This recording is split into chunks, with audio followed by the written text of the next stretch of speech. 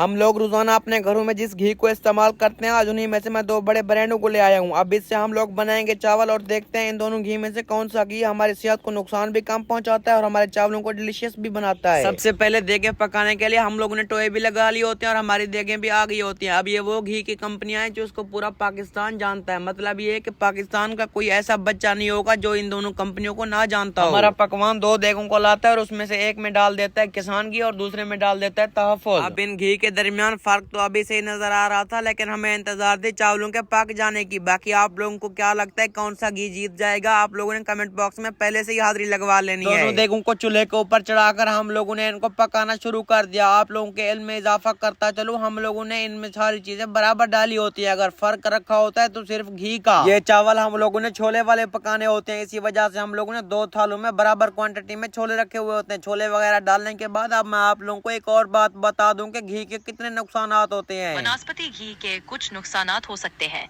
जैसे trans fat. इसमें ज्यादा मात्रा में ट्रांस फैट होता है जो दिल की बीमारियों का खतरा बढ़ाता है। 2. कोलेस्ट्रॉल। इसका इस्तेमाल कोलेस्ट्रॉल लेवल को भी असरअंदाज कर सकता है, जो कि हेल्थ के लिए अच्छा नहीं है। 3.